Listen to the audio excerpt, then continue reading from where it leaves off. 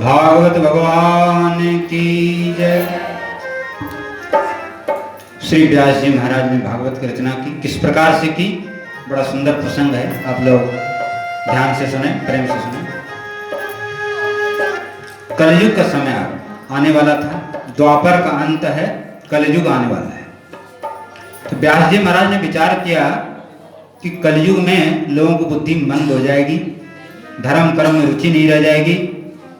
तो संत लोग हमेशा जीवों के कल्याण के लिए सोचते हैं। देखो, गृहस्थी लोगों की चिंता में और संत लोगों की चिंता में बहुत अंतर है।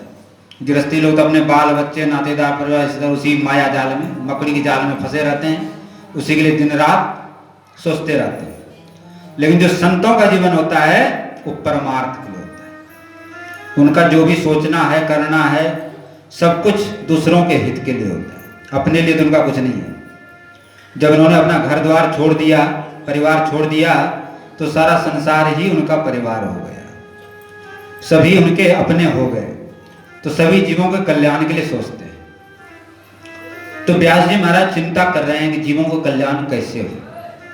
तो द्वापर के अंत तक केवल एक ही वेद थे, तो उन्होंने वेद के 4 भाग कर दिए, 4 भाग बना दिए। लेकिन उनसे संतुष्टि नहीं हुआ। बोले कलयुग में वेदों को लोग नहीं समझ पाएंगे संस्कृत भाषा में।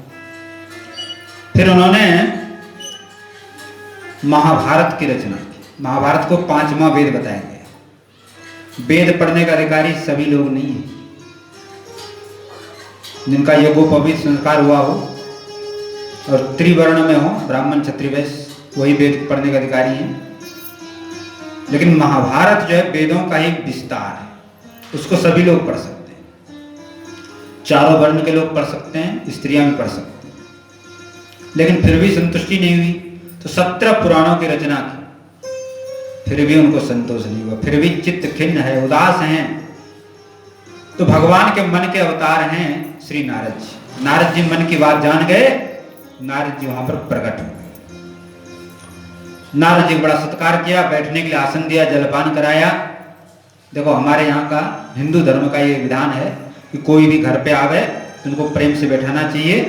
आपके पास भोजन हो तो भोजन करो, नहीं तो जलपान तो जरूर करा दो। और आजकल महाराज जी जलपान तो नहीं, चाय पान, चाय से स्वागत होता है। तो नारद जी ने व्यास जी ने नारद जी का सत्कार किया, बैठने के लिए आसन दिया। तो नारद जी कहने लगे कि हे व्यास जी, आप हमेशा जीवों के कल्याण में लगे रहते हैं।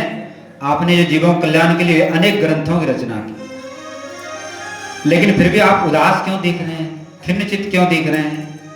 तो व्यास जी कहने लगे, हमको स्वयं पता नहीं कि मैं क्यों उदास हूं। तो नारद जी कहने लगे कि आपने शास्त्रों का विस्तार तो किया, ग्रंथ भी लिखे, उसमें दान पुण्य तीर्थ व्रत सबका वर्णन किया, कर्म का वर्णन किया, ज्ञान का वर्णन किया, सब चीज का वर्णन किया, लेकिन भक्ति का वर्णन नहीं किया विस्तार से। और कलयुग में जीवों का उद्धार भक्ति से ही होता है।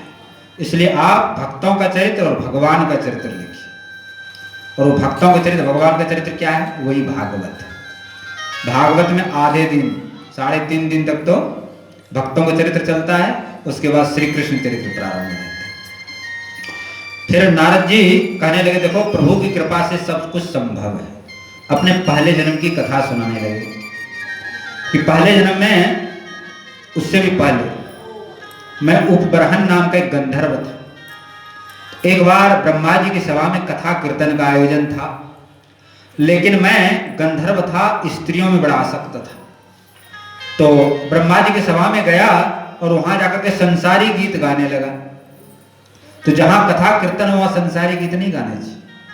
तो इससे ब्रह्मा जी रुष्ट हो गए और श्राप दे दिया, जाओ तुम नीच कुल में जन्म लो। तो दासी के यहां जन्म लिया है। देखो, संतों का जो श्राप होता है वो भी कल्याणकारी होता है। अब जन्म लिया, लेकिन जो उसकी मां थी वो भी भक्त थी, संत महात्माओं की सेवा करती थी। एक ब्राह्मण देव थे, उसके यहाँ सेवा करती थी और उसी से अपना भरण पोषण करती थी। एक बार चातुर्मास का महीना, चातुर्मास जानते हैं आप लोग? आषाढ़ सावन भादो, नहीं, सावन भादो आश्विन कार्तिक, इसको 4 मास को चातुर्मास बोलते हैं, श्रावण भादव आश्विन कार्तिक। चातुर्मास में संत लोग एक जगह रहते हैं, भजन करते हैं। पहले संत लोग जमात मंडली लेके घूमते थे, भ्रमण करते थे, लेकिन चातुर्मास में बरसात का समय रहता है इसलिए नहीं जाते हैं। तो यहीं पर ब्राह्मण देवता के पास आए, बोले हम चातुर्मास करना है। तो ब्राह्मण देवता धनी थे, सब व्यवस्था कर दिया, रहने का, खाने का। और उस दासी से कहा कि तुम संतों की सेवा देख रेख किया। तो दासी जो है, उनका भाव था ही पहले से, और इसके पिता नहीं है। जो नारद जी पहले जिनमें दासी पुत्र हैं, पिता नहीं केवल मां है। तो सेवा करने लगी और अपने बालक, अभी नारद जी 5 वर्ष के हैं बस, शांत चित्त रहते हैं, चंचलता नहीं है उसके अंदर, भगवान के भक्ति में अनुराग है। तो मां ने कहा बेटा तुम संतों के पास बैठा कर और उनका जूठा खा लिया कर। देखो जूठा खाने का क्या लाभ है और क्या हानि है, ये दोनों बात आप लोग समझ लो। जूठा खाया जाता है सत्पुरुषों का, जो भजन करते हैं, भक्ति करते हैं। यदि उनका जूठा खाएंगे तो भजन के परमाणु, उत्तम परमाणु आपके अंदर आएंगे। और जो निकृष्ट लोग हैं, जो अभक्ष भोजन करते हैं, गलत चीजों का सेवन करते हैं, यदि उसके साथ बैठ के खाओगे तो उसके गुण आपके अंदर आ जाए। इसलिए हमारे यहाँ ये आचार विचार का पालन का कहा गया कि सबके साथ नहीं बैठना चाहिए, सबके साथ खाना पीना नहीं चाहिए। लेकिन आजकल तो हमारा बफर सिस्टम चल रहा है। जैसे बफर कर होता है बेफेलो, यानी भैंस, जैसे भैंस को एक जगह सानी कर दो, तो ये आप लोगों ने कर रखा है, सब उसी में से ले लेके खाते रहते हैं। और पवित्रता है ये, ऐसा नहीं करना चाहिए। लेकिन लोगों ने आजकल जो पतन के काम, उसको तो विकास मान लिया है। तो समय का खेल है, अच्छे अच्छे लोग करने के बिना बफर के कैसे काम चले, तो समय का खेल है। तो जूठा प्रसाद संत महात्माओं का खाया जाता है। आप लोग नहीं जानते हैं, हमारे यहाँ जब संतों में भंडारा होते हैं बड़े बड़े, तो सभी संतों का प्रसाद लिया जाता है, उनका चरणामृत लिया जाता है, और बड़े बड़े संत उसको पाते हैं। तो दासी ने कहा अपने पुत्र से कि तुम संतों का प्रसाद खा लिया। तो संत लोग भी सबको नहीं देते प्रसाद, ये और समझ लेना, बांटते नहीं अपना प्रसाद, जो अधिकारी जीव होता है उसको ही देते हैं। तो संतों ने देखा कि ये बालक सुपात्र है, इनका मन शांत है, भगवान की भक्ति की तरफ झुकाव है, तो उनको प्रसाद देते थे। और दिन भर वहीं पर बैठे रहते। संत लोग काम किया है, सुबह उठ के अपना स्नान किया, ठाकुर जी को स्नान कराया, श्रृंगार किया, फिर भोग लगाया, फिर स्वयं प्रसाद पाया, फिर शाम को कथा कीर्तन। तो बालक बड़ा एकाग्र चित्त होकर के ये सब देखता था। देखो प्रसंग आ गया तो बता ही देते हैं। बालक कैसे होते हैं, कच्चे घड़े के समान।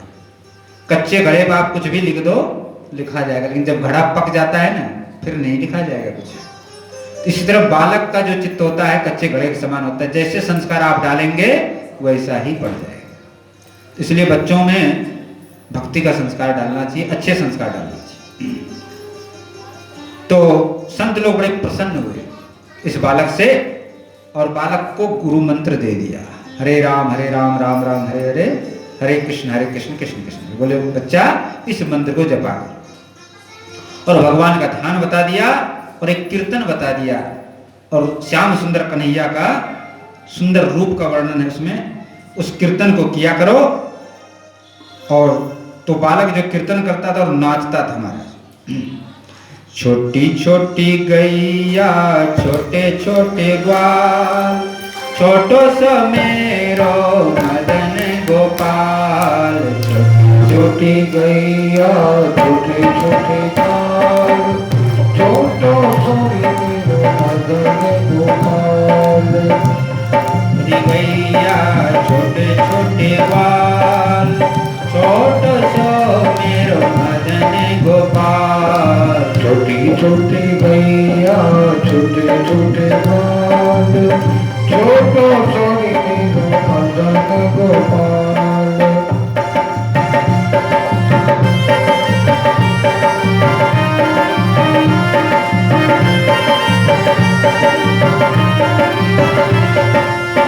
आगे आगे गैया पीछे पीछे ग्वाल, आगे आगे गैया पीछे पीछे ग्वाल। आगे आगे गैया पीछे पीछे ग्वाल, आगे आगे गैया पीछे पीछे बाल बीच में मेरो मदन गोपाल, बीच में मेरो मदन गोपाल। छोटी गैया छोटे छोटे बाल, छोटे गैया छोटे छोटे बाल, छोटो सा मेरो मदन गोपाल, छोटो सा मेरो मदन गोपाल।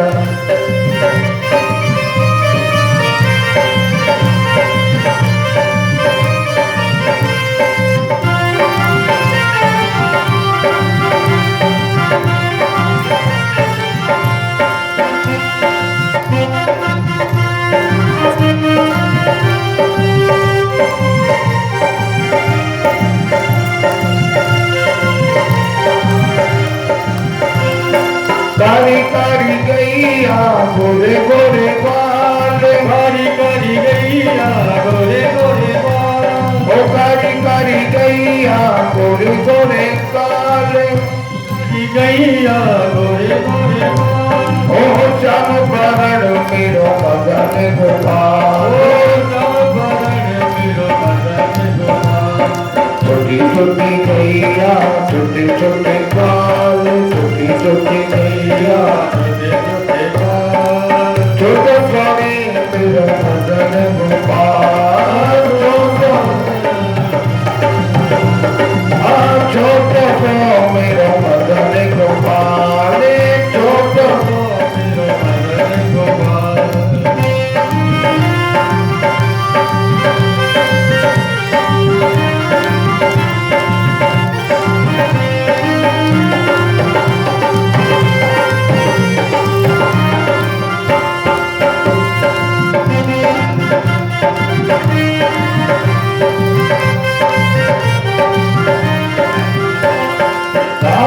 में गैया दूध भी में ग्वाल, में गैया दूध भी में ग्वाल, में गैया दूध भी में ग्वाल, गैया दूध भी में ग्वाल, हरी मगन खावे मेरो मदन गोपाल, मगन खावे मेरो मदन गोपाल, मगन खावे मेरो मदन गोपाल, मगन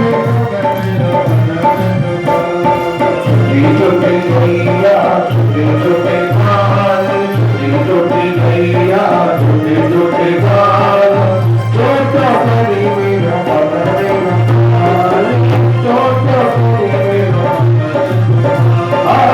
छोटा करी मेरो मदन गोपाल, छोटा करी मेरो मदन गोपाल, छोटा करी मेरो भागवत भगवान की।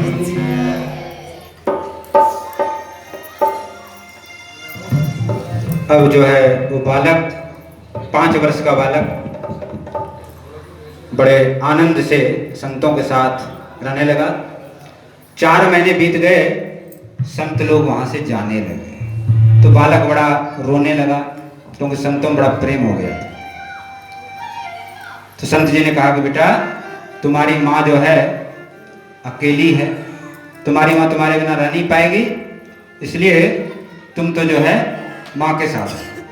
तो संतों की बात मान के रहने लगा।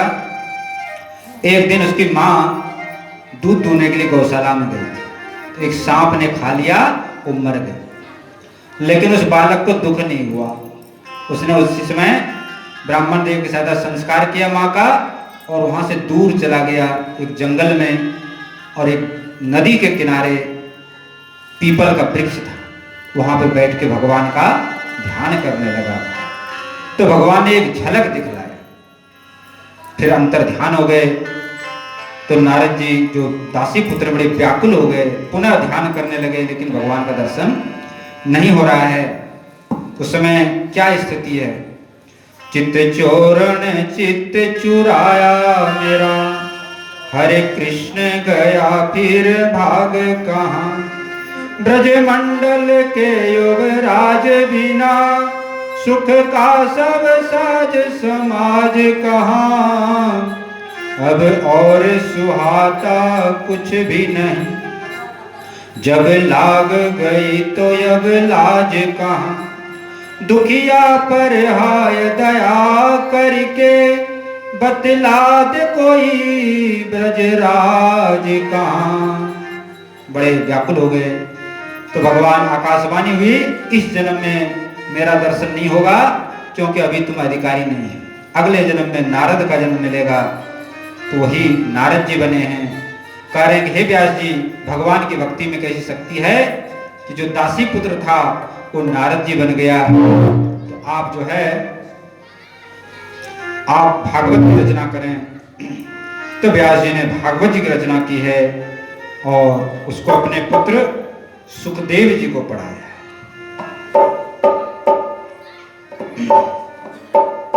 आगे भागवत की कथा प्रारंभ होती है। प्रसंग यह है, महाभारत युद्ध समाप्त हो चुका है। भीमसेन ने गदा से प्रहार किया दुर्योधन के जांघ पे, और एक तालाब के किनारे पड़ा हुआ है, बड़ा दुखी है। उसी समय वहां पर अश्वत्थामा आया। उसने कहा, मित्र तुम बड़े दुखी हो। बोले, और कोई दुख नहीं, एक दुख है, अब तो मरने का समय है, लेकिन एक दुख मेरे मन से नहीं जा रहा है। बोले, क्या दुख है? हमारे 100 भाई मर गए, लेकिन पांडवों का जो पांडव पक्ष वाले हैं उनमें से एक भी नहीं मरे। अश्वत्थामा ने कहा, चिंता न करो, मैं 5 पांडवों को गला काट करके तुमको सामने लाकर रखता हूं। तो रात्रि में शिविर में प्रवेश कर गया, लेकिन भगवान जिसकी रक्षा करते हैं उसको कोई मार नहीं सकता। जाको राखे साहिया, मार सके नहीं कोई, बालन बांका कर सके जो जग बैरी हो। तो भगवान श्री कृष्ण ने ऐसी लीला की कि 5 पांडवों को लेकर के कहीं दूसरी जगह चले गए। तो 5 पांडवों से द्रौपदी के 5 पुत्र थे। तो 5 बालकों ने सोचा कि आज तो विजय है, अब तो कोई शत्रु आने वाला नहीं। तो जो पिता अपने अपने पिताजी के बिस्तर थे उसी पे जाके सो गए। अब रात्रि में अश्वत्थामा ने पहचाना नहीं, 5 पुत्रों को सिर काट दिया और उसको ला करके दुर्योधन के सामने रख दिया। दुर्योधन ने ध्यान से देखा, छाती पीट लिया, बोले, अरे तुमने अनर्थ कर दिया, हमें तो पांडवों से बैर था, पांडव के पुत्रों से नहीं था, और तुमने हमारे वंश में जल देने वाला भी नहीं छोड़ा। इतना कहते कहते दुर्योधन मर गया। इधर प्रातः काल से द्रौपदी जगी तो देखा कि 5 पुत्र मरे पड़े हैं, छाती पीट के रोने लगे। उसी समय भगवान श्री कृष्ण 5 पांडवों को साथ लेकर के आए। भीमसेन बड़े क्रोध में आ गए, बोले, मैं उस दुष्ट अश्वत्थामा को नहीं छोड़ूंगा, उसको पकड़ के आज मारूंगा। तो भगवान ने शांत किया, बोले, तुम्हारे से नहीं होगा काम, मैं स्वयं जाता हूं। तो भगवान श्री कृष्ण अर्जुन को लेकर के रथ पे चल दिए। अश्वत्थामा जान गया था कि प्रातः होते ही अर्जुन हमारा पीछा करेगा, तो घोड़े पे चढ़ के भागा। लेकिन भगवान के रथ के सामने वो कहां जा सकता था, नजदीक आ गया। अश्वत्थामा ने घनघोर युद्ध शुरू कर दिया, लेकिन अर्जुन के सामने उसके नहीं चली। अंत में सारे अस्त्र शस्त्र समाप्त हो गए। तो हार करके अश्वत्थामा ने ब्रह्मास्त्र का प्रयोग कर दिया। ब्रह्मास्त्र का काट ब्रह्मास्त्र, अर्जुन ने भी ब्रह्मास्त्र छोड़ा, दोनों ब्रह्मास्त्र टकराया, ऐसा लगा कि तीनों लोकों में प्रलय हो जाए। सभी संत महात्मा ऋषि मुनि सब वहां आ गए, बोले, भैया इस विध्वंस को रोको, तीनों लोगों का संहार हो जाएगा। लेकिन अश्वत्थामा ब्रह्मास्त्र को लौटाना नहीं जानता था। तो भगवान ने अर्जुन से कहा, तुम ही लौटा लो। दोनों को लौटा दिया, अश्वत्थामा को पकड़ लिया और बांध दिया रथ में, और ला करके द्रौपदी के सामने पटक दी। लेकिन द्रौपदी महान नारी हैं, उन्होंने कहा कि ब्राह्मण हैं, दूसरे गुरु पुत्र हैं, तीसरे यदि मैं इसको मरवाती हूं तो इसकी जो मां है कृपी है उसको बड़ा दुख होगा। पुत्र मरने का क्या दुख होता है मुझको पता है।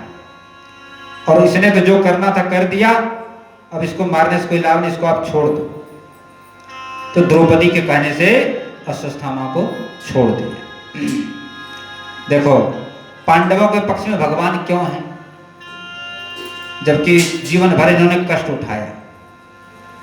तो भगवान धर्म के पक्ष में होते हैं, जहां धर्म होता है वहीं भगवान होते हैं। तो पांडवों ने भले ही कष्ट उठाया लेकिन धर्म के पक्ष में थे, इसलिए भगवान इनके साथ और हमेशा सहायता करते हैं। तो द्रौपदी महान धर्मात्मा नारी हैं, उन्होंने उनको छोड़ दिया। तो जो दूसरों का भला करते हैं उसका भला होता है, और जो दूसरों को बुरा करते हैं उसका बुरा होता है। तो दूसरा हमारे साथ क्या व्यवहार कर रहे हैं उसका तो वो फल भोगेंगे। हम लोगों का कर्तव्य हम दूसरों के साथ भलाई का व्यवहार करें। भला करने वाले भलाई किए जा, बुराई के बदले दुआएं दिए जा। भला करने वाले भलाई किए जा, बुराई के बदले दुआएं दिए जा। भला करने वाले भलाई किए जा, बुराई के बदले दुआई दिए जा। भला करने वाले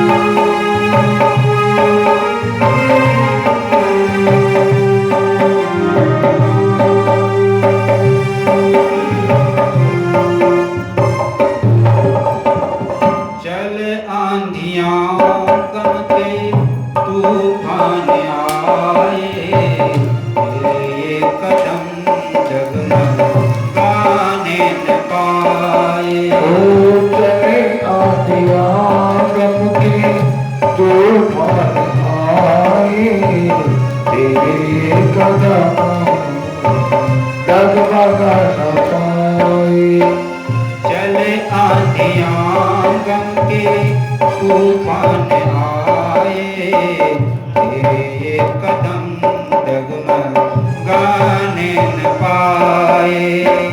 चले आंधियां गम के तूफान आए, तेरे कदम डगमगा न पाए। घुटे दम तो क्या सांस फिर भी लिए जा, घुटे दम तो फिर भी लिए जा। बुराई के बदले दुआएं दिए जा। ओ भला करने वाले भलाई किए जा, बुराई के बदले दुआएं दिए जा।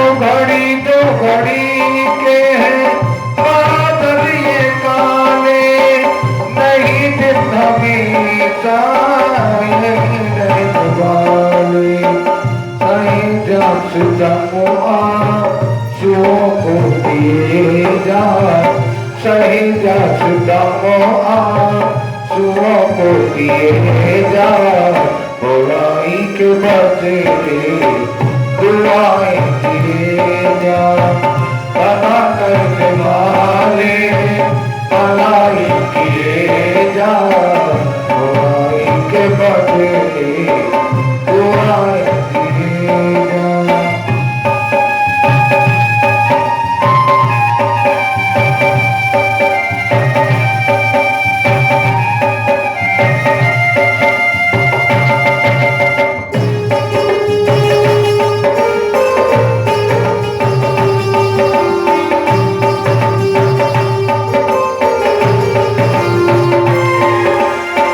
चले आधिया गम के तूफान आए, तेरे कदम ना डगमगा पाए। चले आधिया गम के तूफान आए, तेरे कदम ये बंदे डगमगा पाए।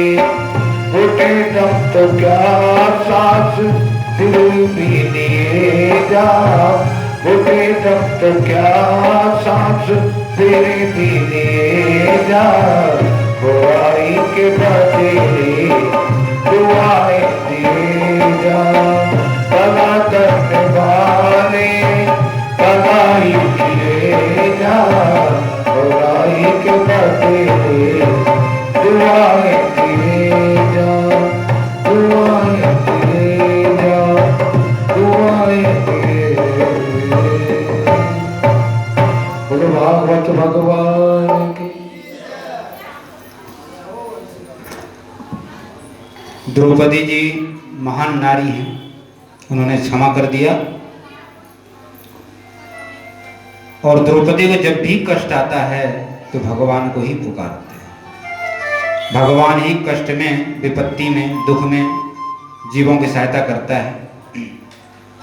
एक बार प्रयागराज में कुंभ मेला लगा था, तो कुंभ में सब लोग स्नान करने जाते हैं, तो महारानी द्रौपदी का भी शिविर लगा हुआ था। तो महारानी द्रौपदी प्रतिदिन जो गंगा जमुना सरस्वती त्रिवेणी बोलते हैं उसको, उसमें स्नान करने जाती थी। माघ का महीना था, ठंड पड़ रही, दुर्वासा ऋषि स्नान कर रहे थे। तो द्रौपदी ने कहा, देखो कहीं भी जाओ, कोई भी संत महात्मा मिले तो उनको प्रणाम करना चाहिए। ऐसा नियम है शास्त्रों में, संत महात्मा, गौ, ब्राह्मण, कोई मंदिर मिले तो हाथ जोड़ के वहां प्रणाम करना चाहिए, नहीं तो अपराध लगता है, पाप लगता है। यदि आप झुक नहीं सकते लेकिन हाथ जरूर जोड़ देना चाहिए। वैसे तो झुक के प्रणाम करना चाहिए, लेकिन वैसा नहीं कर पाए तो हाथ जोड़ करके प्रणाम जरूर करें। तो द्रौपदी ने कहा कि महाराज जी निकला मैं, उनको प्रणाम करके जाऊंगी। लेकिन महाराज जी के साथ दूसरी बात घटित हो गई।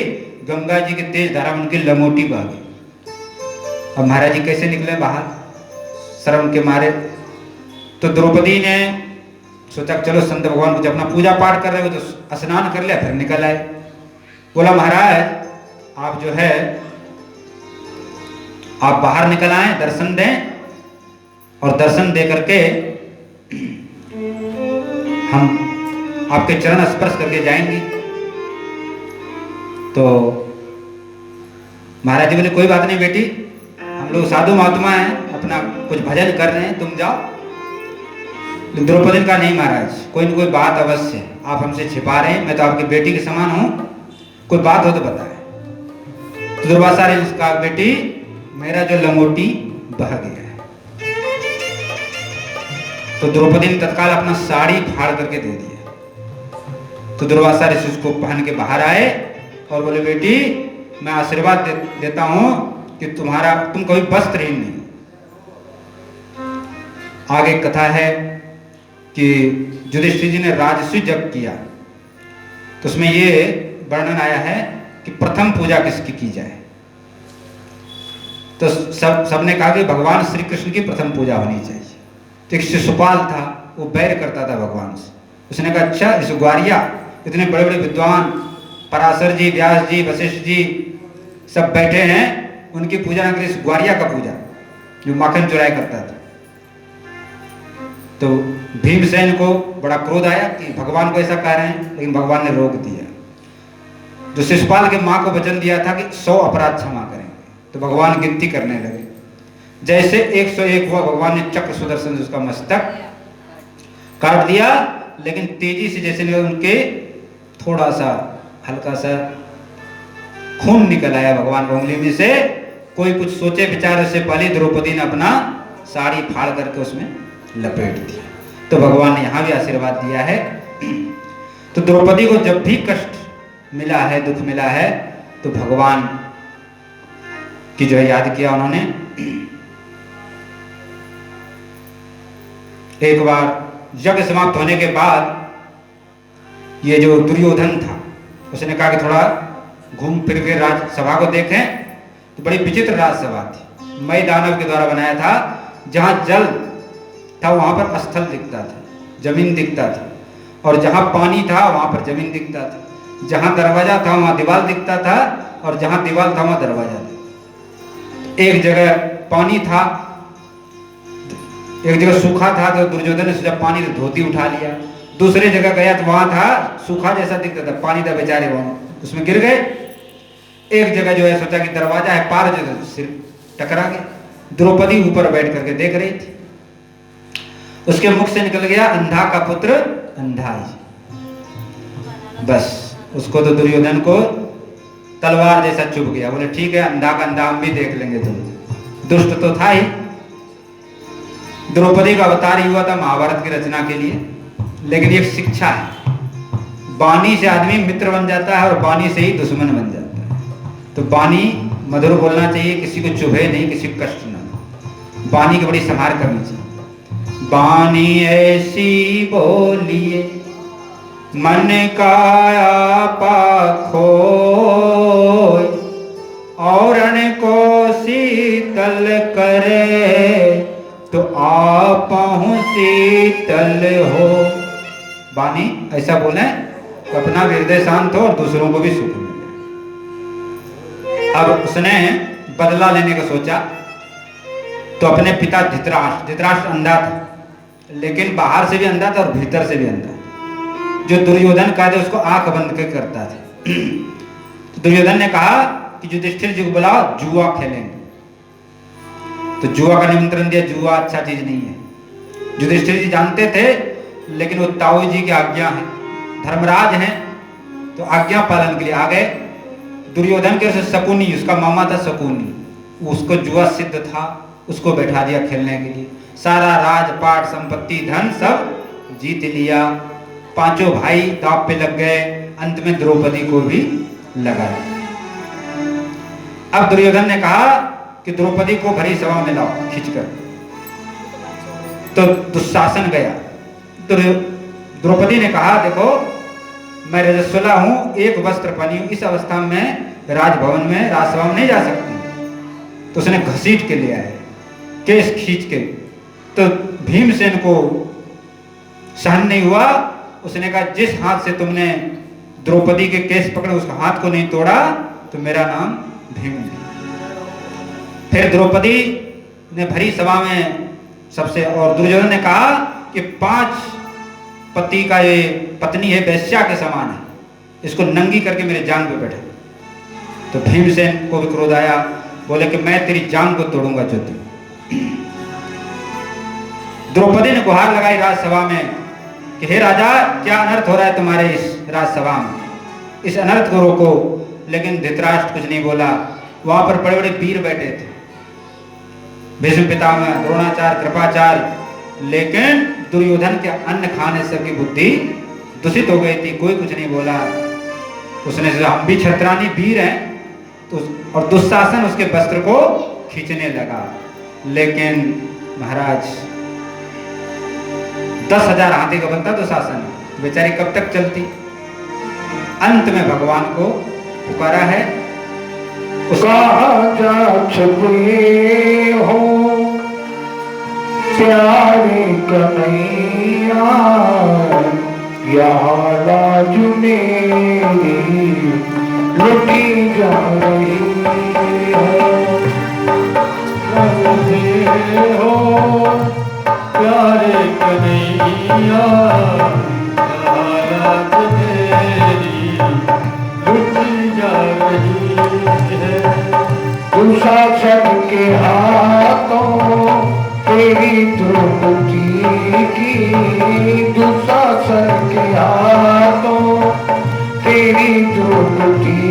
की सभा बीच सारी की जा रही है।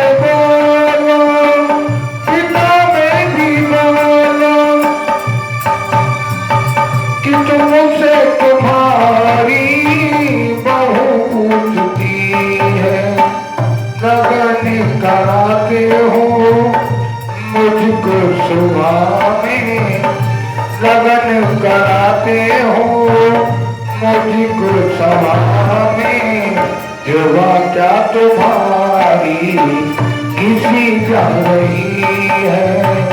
कहाँ जा चुके हो आके बिहारी, यहाँ लाज मेरी लुटी जा रही है।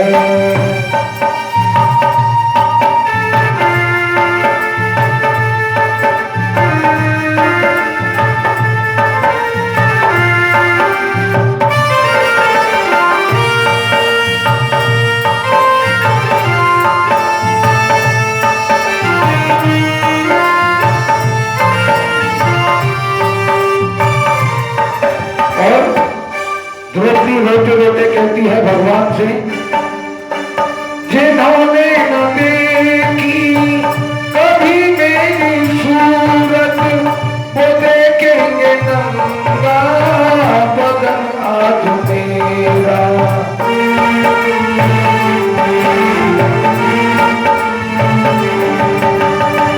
जिन्होंने न देखी कभी मेरी सूरत, नंगा बदन आज मेरा।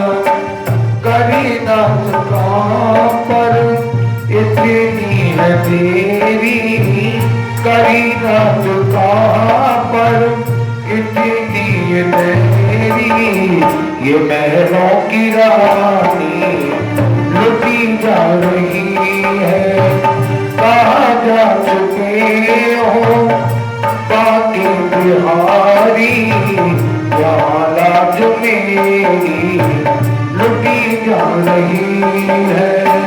दुशासन के हाथों तेरी द्रौपदी की, दुशासन के हाथों तेरी द्रौपदी की सभा बीच सारी खींची जा रही है। सभा बीच सारी खींची जा रही। वृंदावन में हरि लाल की जय। तो द्रौपदी का वस्त्र जो है दुशासन पूरा जोर लगा रहा है और द्रौपदी दोनों हाथ से पकड़ी। भगवान द्वारकाधीश जी रुक्मिणी जी के महल में भोजन कर रहे हैं, लेकिन कौर मुंह में नहीं जा रहा है। तो रुक्मिणी महारानी कहती हैं कि जो है आप भोजन क्यों नहीं कर रहे हैं। तो भगवान कहते हैं कि मेरे भक्त पे कष्ट पड़ा हुआ है। तो रुक्मिणी ने कहा आप अपने भक्त का कष्ट निवारण करिए, आप जा क्यों नहीं रहे हैं। बोले कैसे जाएं। बोले क्यों। बोले अभी द्रौपदी को अपने बल का सहारा है, जब तक जीव को अपने बल का सहारा होगा तब तक भगवान सहायता नहीं करते।